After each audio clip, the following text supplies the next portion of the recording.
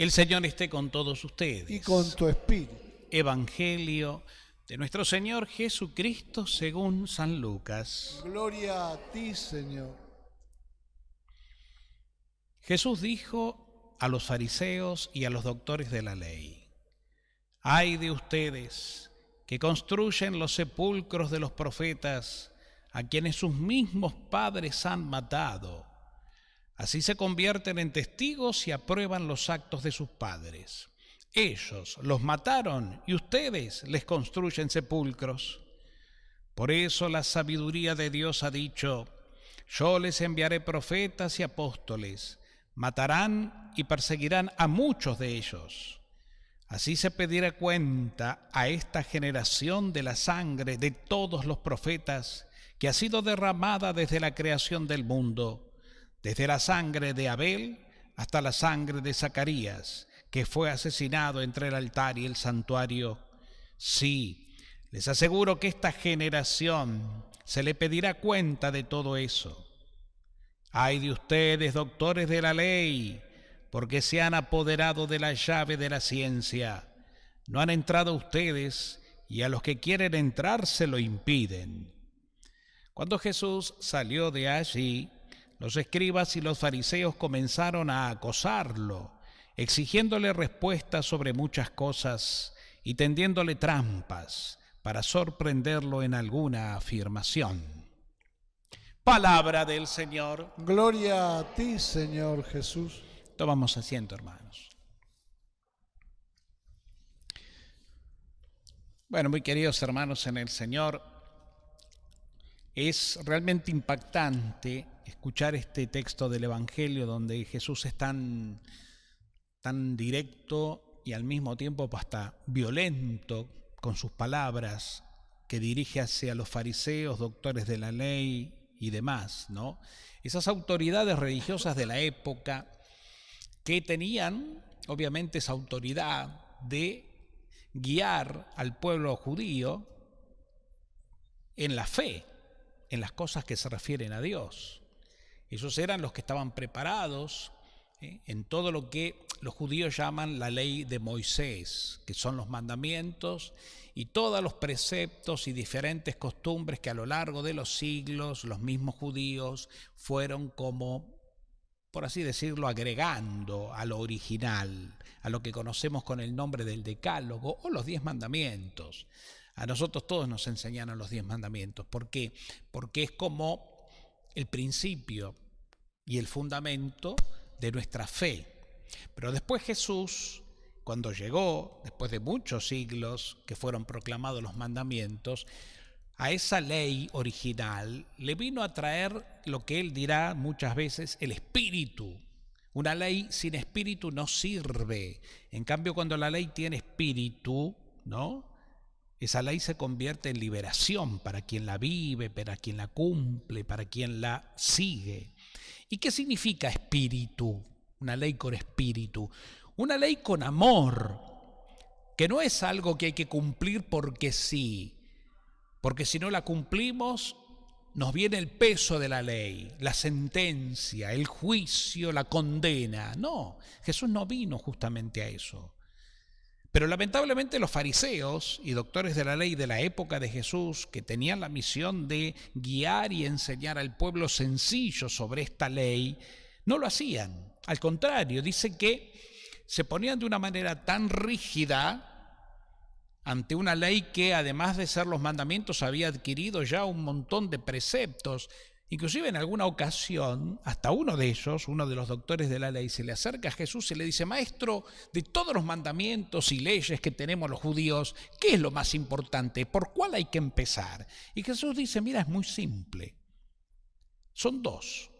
Ama a Dios sobre todas las cosas, con todo tu corazón, con todo tu amor, y ama al prójimo como a ti mismo. Ahí está todo. Y después le preguntará el mismo doctor de la ley: ¿y quién es mi prójimo? Y tu prójimo es toda persona. Porque toda persona es tu hermano. Toda persona como vos venimos del mismo origen, de un Padre Dios que nos creó y nos dio la vida.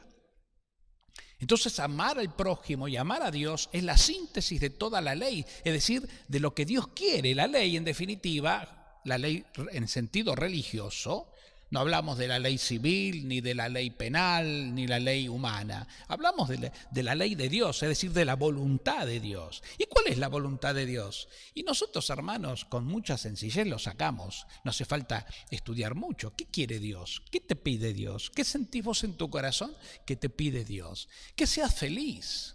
Y para ser feliz, uno no puede no amar. Porque Dios te amó primero. Cuando Jesús dice ama a Dios y ama al prójimo, lo que te está diciendo es, metete en tu corazón con mucha humildad y percibí en lo profundo de tu ser cómo Dios te está amando. Deja que tu corazón manifieste la presencia del Espíritu Santo y que ese Espíritu Santo inunde todo tu ser, tus pensamientos, tus sentidos, todo. Y que esa fuerza, que ese amor, que lo tenés porque Dios te creó por amor y te ungió con el amor el día de tu bautismo y para siempre, ese amor entonces vaya penetrando en todas tus aristas, en toda tu historia, se vaya metiendo en esas grietas o heridas de la vida que a lo largo de tu historia se fueron generando por distintas realidades. Y que hoy todavía están, muchas de ellas pueden estar abiertas y supurando bronca, supurando dolor, supurando tristeza, generando depresión. Deja que el amor sanador de Dios que vive en vos se apodere de vos. No tengas una relación con Dios lejana. No te olvides de Dios en los días de tu vida, porque es Él tu Señor, tu único Señor que te ama. Y es Él el único que puede hacer de tu vida algo pleno, con sentido, con felicidad. Eso es lo que enseñó Jesús.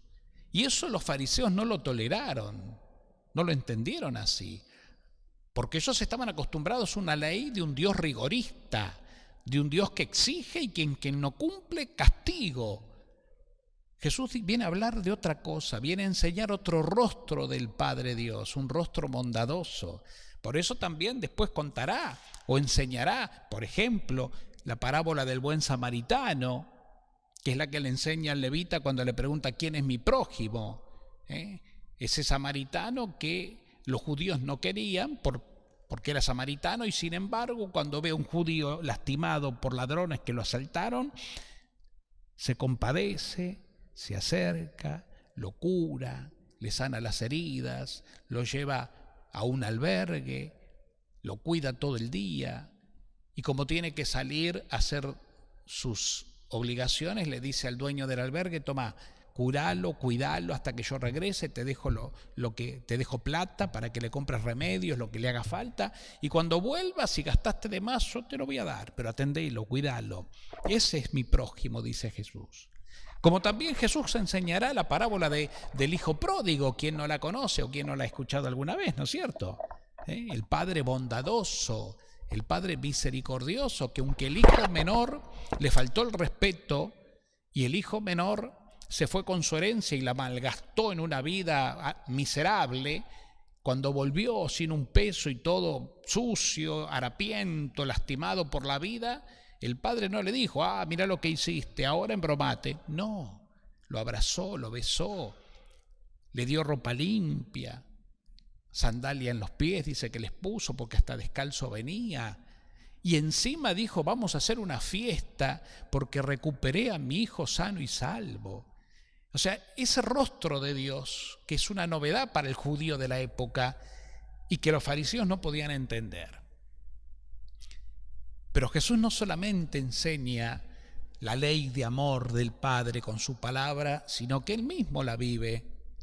¿Y cómo la vive? Y todos sabemos.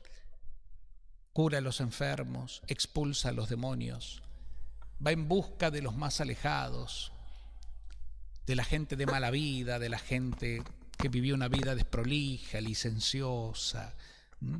Allí va a sanar. Y cuando los mismos fariseos lo critican y le dicen, mirá con qué clase de gente te juntás, ¿qué le dice él? ¿Y quiénes necesitan del médico? ¿Los sanos? No, los enfermos. Yo he venido a sanar los corazones afligidos. Vengan a mí todos los que están afligidos y agobiados, que yo los aliviaré, dice el Señor. Entonces ese es el Jesús que no es comprendido. Por eso Jesús le dice, esto ya viene de la historia, le dice a los fariseos, porque hasta los padres de ustedes tampoco entendieron a los profetas que hablaron del amor de Dios y los mandaron a matar. Y ustedes les hacen hoy como homenaje tumbas elegantes. ¿Para qué? Sus padres los matan y ustedes les hacen las tumbas. Ustedes son igual que sus padres, hipócritas. Y los trata así, ¿no? Duramente. Jesús se entristece y podríamos decir hasta se enoja cuando se encuentra con corazones duros. Es lo peor que le puede pasar a una persona que dice creer, inclusive hay mucha gente que dice que tiene fe, pero que tiene un corazón duro. Padre, yo creo, yo cumplo, yo voy a misa, yo me confieso, yo comulgo, yo no falto a ningún acto religioso, cumplo con todo, pero tengo en mi corazón odio, rencor, bronca, vivo difamando, vivo con sentimientos de venganza.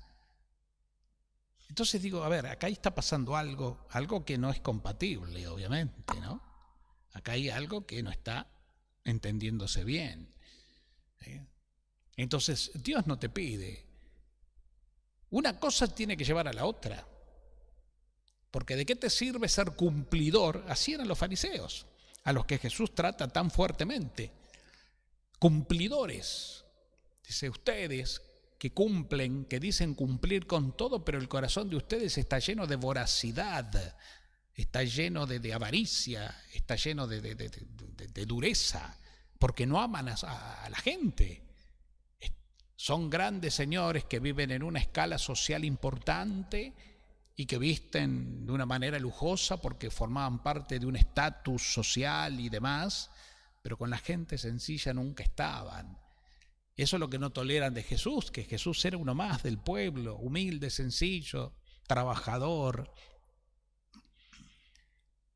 Hermanos, el cristianismo es algo muy simple y concreto, que a veces lleve un poquito de esfuerzo, y bueno, sí, el esfuerzo, por así decirlo, de entregarle a Dios el corazón, el esfuerzo que yo creo que es el más difícil de reconocer en nosotros mismos, que hay que cambiar, porque hay gente que no lo reconoce, hay gente que se cree que es perfecta, hay gente que se cree que lo hace todo bien, y que inclusive hasta es superior, tiene superioridad sobre los demás, porque hace muchos años que está en la iglesia, o porque estudió mucho, porque hizo muchos cursos, porque tiene determinados títulos. Entonces sabe, ¿qué me van a venir a decir a mí? Entonces se ubican en una posición donde buscan y creen ser superiores. Son como los fariseos, que su vida está llena de hipocresía. Muestran una cosa, pero su corazón está en otra. Entonces digo que ser cristiano no es difícil y no pasa por saber mucho de acá, pasa por amar mucho. ¿Y cómo amo mucho?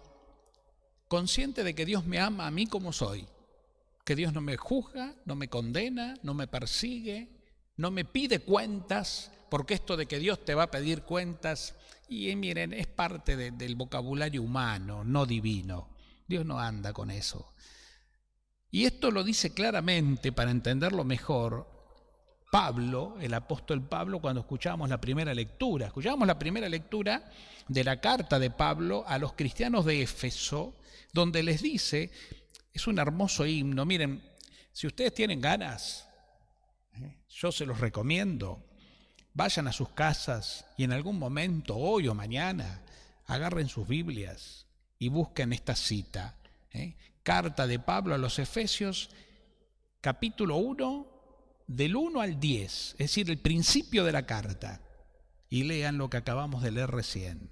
Y van a ver, si lo leen despacito, tranquilos, van a ver que es una manifestación que hace Pablo de quién es Cristo y todo lo que Cristo nos trajo a nosotros como bendición, como vida nueva. Y que todo lo que Cristo hizo por nosotros, porque ese fue el designio de Dios, es un regalo de amor. Bendito sea Dios, dice Pablo, el Padre de nuestro Señor Jesucristo, que nos ha bendecido en Cristo, a todos nos ha bendecido, con toda clase de bienes espirituales, y nos ha elegido en Cristo, que es nuestro hermano mayor y Salvador, desde siempre. Es como que Dios pensó desde siempre en ese pensamiento de Dios Padre eterno y poderoso en nosotros. Es decir, que tu vida fue pensada por Dios, no es una casualidad. Mucha gente cree que su vida es una casualidad, porque hasta sus padres carnales en algunos casos se lo han dicho, sin querer, cruelmente, no lo sé. Una persona cuando se siente que no fue deseada como hijo, como hija, siente una herida.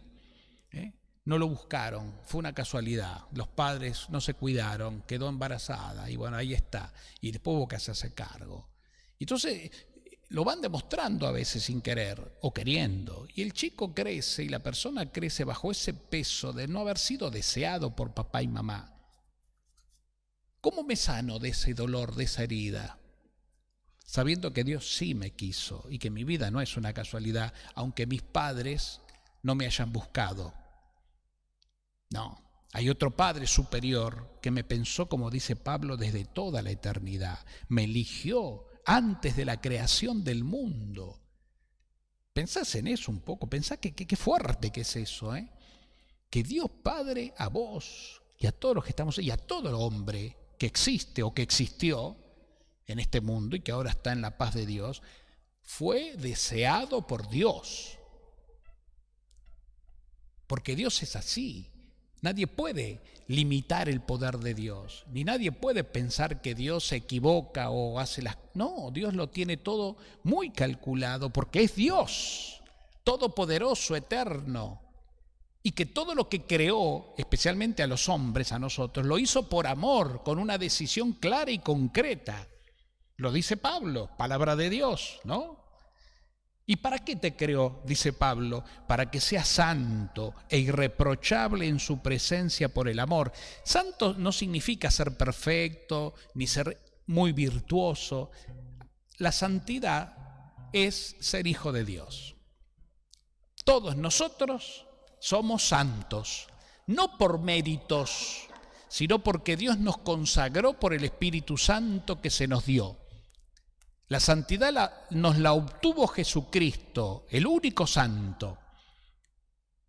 La fuente de toda santidad viene de Dios, porque Dios es fuente de vida y santidad. Y nos llegó a nosotros por medio de un hombre que a su vez es Dios, Jesucristo el Señor. Entonces somos santos. ¿Y qué significa santos? Hijos de Dios y herederos de la gloria de Dios. Porque el Espíritu Santo de Dios que tenemos, ese es el que nos hace santos. No los méritos. Esto lo venimos diciendo ya hace tiempo. Pero hay que entenderlo bien. Porque puede surgir una idea equivocada. Bueno, entonces si yo ya soy santo porque Cristo me hizo santo, y yo ya estoy salvado porque Cristo me salvó y dio la vida por mí y tengo asegurado el cielo, entonces yo puedo hacer lo que quiero. Total, Dios ya me perdonó. Error. Porque el que se sabe amado y comprende este mensaje en su corazón, no va a hacer cualquier cosa, sino justamente el que es amado y se sabe amado, ama. Las buenas obras son consecuencia y no causa del amor. El amor ya lo tenés, viene de Dios. Y ese amor que vive en vos te invita, como decía Jesús en el primer mandamiento, a amarlo a Dios con el amor recibido y amar a tu prójimo como a ti mismo. Pero tenés que descubrir el amor. Y el amor se descubre en el silencio del corazón, nada más ni nada menos. Cuando nos animamos a entrar en nosotros mismos, con humildad y silencio, y nos ponemos así imaginariamente en presencia de Dios, y contemplamos en el silencio ese amor, esa caricia divina, ese fuego inextinguible de eternidad que ya está en nosotros, entonces nuestra vida alcanza plenitud, sanación, liberación y verdaderamente gozo. Y eso nos lleva a alabar a Dios y amar a los hermanos como Cristo los ama, porque es Cristo quien está en mí, quien ama en mí a los demás. Y por eso la santidad. Todo es mérito de Dios y todo es obra de Dios. Y como el hombre viene de Dios y vuelve a Dios, todas las obras buenas que hay en nosotros proceden de Dios y vuelven a Dios también, pasando por los demás. Cuando le haces el bien a alguien, se lo estás haciendo a Dios y le estás dando gloria a Dios. Aunque sea un vaso de agua a alguien que tiene sed, aunque sea una ropa en buen estado que tenés y que lo necesita alguien que está desnudo, que tiene frío, un bocado porque tiene hambre y lo compartís con humildad. Aunque no te sobre nada, no se trata de dar lo que sobra, se trata de compartir. Cuando sos capaz de perdonar a quien te lastimó, aunque más no sea por gracia de Dios, Señor, estoy lastimado, me hirieron, me ofendieron, pero vení por favor, Señor, vos que todo lo podés y me querés feliz, a sacar de mí este rencor, este odio, esta bronca que tengo con determinada persona, y vení a perdonarlo vos en mí para que mi corazón encuentre paz y consuelo y yo lo pueda perdonar y entregar. Más allá de que el otro se arrepienta o no, ese ya es otro problema, es un problema de él. Pero yo estoy llamado a ser libre, feliz. Vení, Señora, a que yo pueda descubrir todo eso que está en mí. Hermanos, no nos damos cuenta de eso y ese es el problema de la humanidad. Hemos perdido de vista el caudal de amor y de fuerza divina que está en nosotros. Y como vivimos solamente de afuera, de lo que llamamos la carne o el mundo, y no penetramos, no profundizamos en la oración, la presencia de Dios, entonces esto se nos hace imposible, se nos hace increíble. No, que voy a estar lleno del Espíritu Santo, no, que voy a perdonar, no, ¿cómo hago yo? Yo no puedo. No, claro, nosotros solos no, pero con Dios en nosotros todo y mucho más. De eso se trata, ¿no? Lean, háganme caso, tómense un tiempo y lean esta carta del apóstol Pablo a los cristianos de Éfeso, el comienzo de la carta, una y otra vez, despacito, Pídanle, Señor, que yo pueda, dame el carisma, Señor, la sabiduría, el entendimiento espiritual, para que yo realmente pueda descubrir qué me está diciendo a mí todo esto. Y van a ver cuánto van a descubrir en sus vidas, porque esto está escrito para nosotros. Pablo fue inspirado por el Espíritu cuando lo dijo. En Cristo hemos sido redimidos por su sangre, ¿ven? Redimidos significa salvados para toda la eternidad. Y no dice porque vos te portaste bien o porque vos cumpliste. Hemos sido redimidos por su sangre. Cristo derramó su sangre en la cruz. Cristo murió en la cruz por amor, para la salvación de toda la humanidad. Hemos recibido entonces el perdón de los pecados. Esa es la riqueza de gracia que Dios derramó sobre nosotros, dándonos toda sabiduría y entendimiento. ¿Ven lo que les digo? Sabiduría y entendimiento que vienen de Dios, no de los libros. No, esto no se estudia en la facultad. En ninguna facultad, ninguna escuela, no, esto ya se tiene adentro porque es espiritual. Bueno, podríamos hablar horas sobre esto que es tan maravilloso, pero no me quiero extender a abusar del tiempo de nada, ni de nadie. Sí, simplemente los invito a que sigan ustedes, porque les va a hacer mucho bien, me lo digo a mí también, profundizando el texto, es hermoso y maravilloso. Y así van a comprender despacito, porque Dios se los va a ir mostrando y revelando toda esta maravilla que es tu vida.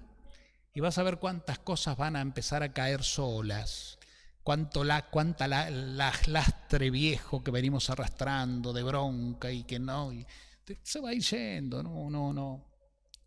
Quédate con lo fundamental y empezá a tirar, a dejar de lado.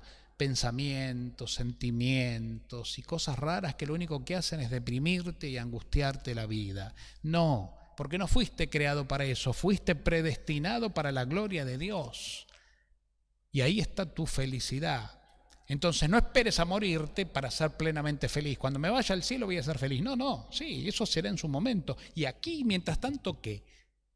Ya acá tenés que ser feliz. Pero estamos hablando de una felicidad espiritual.